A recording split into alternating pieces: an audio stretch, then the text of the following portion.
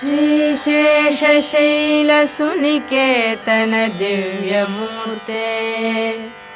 नारायणाच्युत हरे नळिनायताक्ष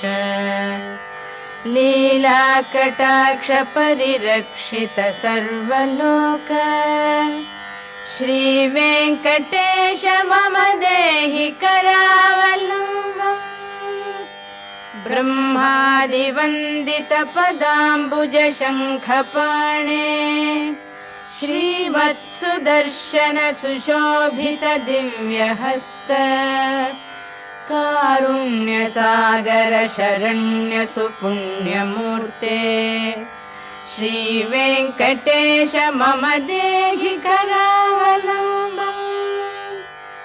वेदान्त वेद्य भवसागर कर्णधार